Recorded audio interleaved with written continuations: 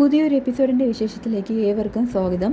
അങ്ങനെ നിവിനാണെങ്കിൽ വിനീതിനോട് പറയുന്നുണ്ട്, എടാ ഒരു കാലത്ത് അവർക്ക് വീടില്ലായിരുന്നപ്പോൾ നീ നിൻ്റെ വീട്ടിൽ യുദ്ധം നടത്തിയിട്ടാണ് അവർക്ക് അഭയം നൽകിയത്.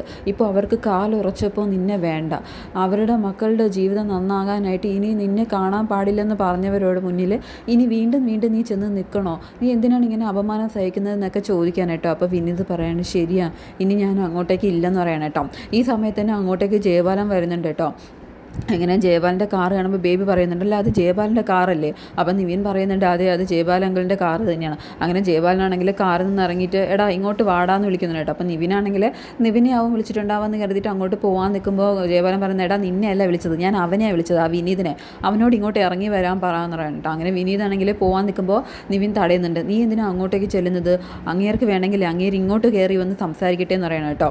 അപ്പോൾ ജയബാലാണെങ്കിൽ വീണ്ടും നിവിനെ വിളിക്കാൻ കേട്ടോ. അപ്പോൾ ബേബി ആണെങ്കിൽ എണീറ്റിട്ട് പറയണം, ഇങ്ങനെ ഇറക്കിയിട്ട് 2 എണ്ണം കൊടുക്കണമെന്ന് കരുതിയിട്ട് നാളെ കുറേയായി, ആ ഊഷാൻ താടി ഞാനിന്ന് പിടിച്ച് വലിക്കുമെന്ന് പറയണം കേട്ടോ.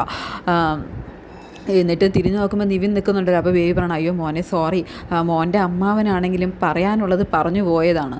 അപ്പോൾ നിവിൻ പറയണം, അത് സാരമില്ല, ഞാനും കുറച്ച് ദിവസമായിട്ട് അയാളെ ആരെങ്കിലും എന്തെങ്കിലും പറയുന്നത് കേൾക്കാൻ കാത്തിരിക്കുമായിരുന്നു, അയാൾക്ക് അഹങ്കാരം ഇത്തിരി കൂടുതലാണെന്ന് പറയുന്നുണ്ട് കേട്ടോ.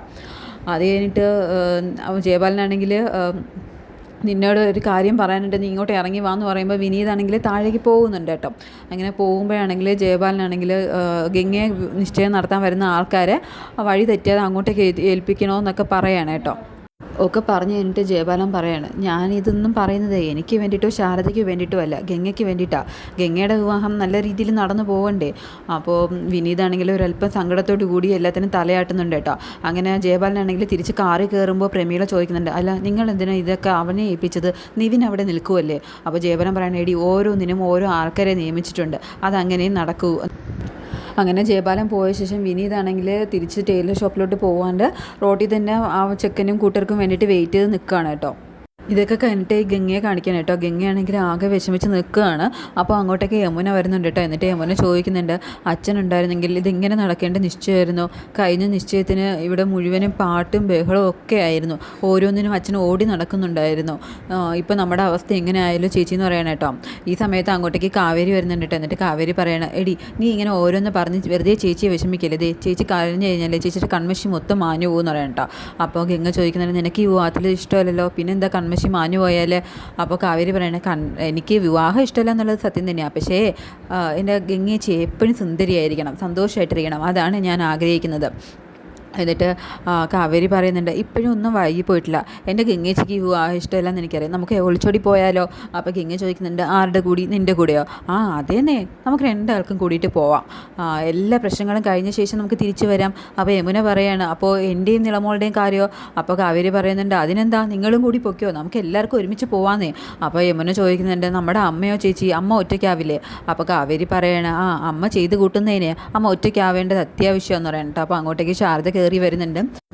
എന്നിട്ട് ശാരദയാണെങ്കിൽ ഗംഗയിൽ നിന്ന് നോക്കുന്നുണ്ട്. എന്നിട്ട് ചോദിക്കണം, എന്താ മോളെ ഇത്, നിശ്ചയമായിട്ട് നീ ഈ സാരിയാണ് എടുത്തു കൊടുത്തത്, കുറച്ച് നല്ല സാരി എടുത്തു കൊടുക്കാറുന്നില്ലേ? അപ്പോൾ കാവേരി പറയാണ്, അങ്ങനെ നോക്കിയാലേ നാട്ടിൽ ഇത്രയും നല്ല ചെക്കന്മാരുണ്ടായിരുന്നിട്ടും ഗംഗേച്ചിയെ കെട്ടിക്കാൻ ഇത്രയും പ്രായമുള്ള ഒരാളെയല്ലേ തിരഞ്ഞെടുത്തത്. അപ്പോൾ ശാരദയാണെങ്കിൽ അല്പം വിഷമത്തോടു കൂടി ഗംഗയോട് പറയാണ്, എനിക്കറിയാം മോളെ, ഇതെല്ലാം സംഭവിച്ചത് അമ്മയുടെ പിടിപ്പുകേട് കൊണ്ടാണ്. പക്ഷേ എൻ്റെ മക്കളെ പട്ടിണി ഇല്ലാതെ കഴിയാൻ വേണ്ടി, ഈ കുടുംബം രക്ഷപ്പെടാൻ അമ്മയ്ക്ക് വേറെ ഒന്നും മുന്നിലില്ല.